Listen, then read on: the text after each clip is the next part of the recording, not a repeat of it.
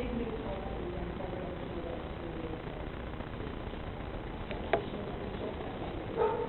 and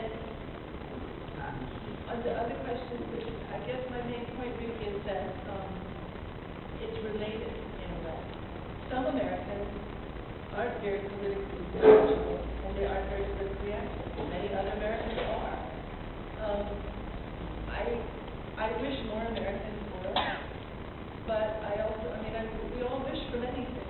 For one condition, they should not be conflict about what made of money.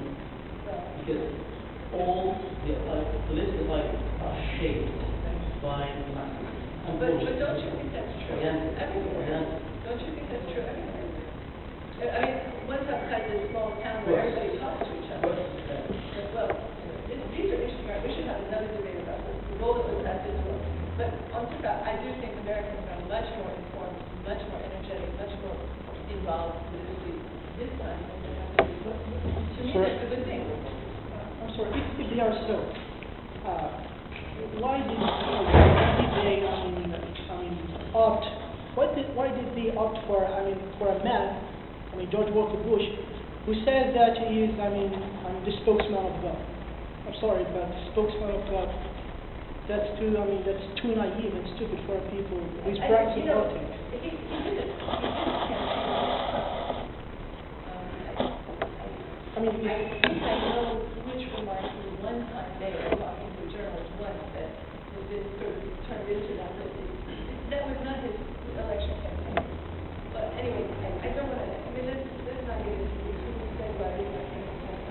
But I think it is important to take the big picture, and deal with the big picture. Take a look at what his campaign platform was. Getting back to, I'll just say this very briefly, and then I won't go on.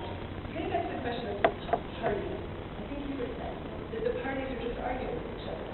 In the United States, at least, that's the whole point of the parties. The parties exist to represent different viewpoints. That we assume that on every issue there are at least two viewpoints.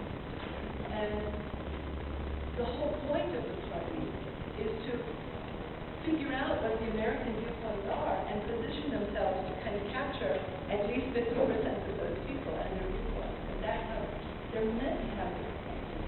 They're meant to create debate and dialogue. They're not meant to agree on all the issues. That's not to say that we're in a crisis or a serious threat or something that we don't get together. I guess maybe am I wrong? And that's the whole point of the party, is to represent different political and social impacts, but different political. Anyway, sorry, you did want to say something. Sorry, yeah. Well, first, thank you, but I have some questions. First one is, does go along with the idea of marocain? Who spoke about race-based elections? Race-based elections. I've read the sermon of Barack Obama in the aftermath of what happened in a church, I don't know where, but he speaks about the first black man too. This expression, the first black man too, or the first lady, or whatsoever. I believe Americans do go to the ballot, they elect, but the administration is itself owned by companies, big factories. So in this, you spoke about the idiosyncrasy. I think it's more than that. I think even the government does not have the free will. The president, as a single man, is not the only one that makes policy or that defines the policy of a nation state. So I believe it's the administration. And here I wish we had a socio-economic person that might enlighten us. Because I believe big companies play a big role in the American elections. First, George Walker, Jr. Yeah, his campaign was waged by a factory that produces let's say, weapons, and they train, let's say, soldiers. So that's why we knew more wars during his presidency. So I believe those who are willing to take the torch and take it to where those who win or who own, I believe, the administration and the United States of America. I'm speaking about the factories and those who possess money. Because we can vote, but by the end, it's the administration and those who win, who own the administration that are going to define its policy in the future. You know, I guess I just...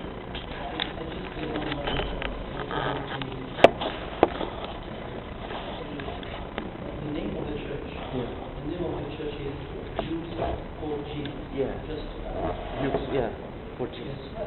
where they're paying the speech. Yeah, and Sorry, let me just correct you. This is not the name of any church actually ever gave. It's the name of a very small fringe organization that they have. But it's not the name of any well, I church. think it says dominate. Nor did she ever give a speech at a forum. So, I mean, I'm just saying there's a lot of information floating around. Some of it is true and some of it is just really not true. I think I don't know how to, I mean, I'm not saying listen to me, but there is a lot of information out there, and I encourage you to read broadly. And when you hear something that fits with your opinion, don't just say, oh, this must be true because it fits with my opinion.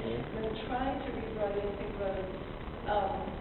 But I agree with you. I would love to have many discussions here like this. I wish I could come all the time.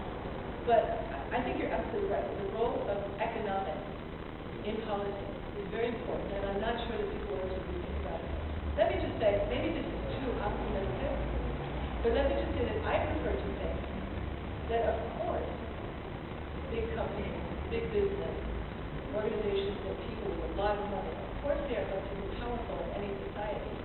But I'm so happy that in democracies like the United States, and, you know, every democracy, every citizen does have a vote to counterbalance all this. So you can look at it both ways, and maybe my way is so funny, but so optimistic, but I think you can look at both ways, and I think it's very important to keep that balance in mind.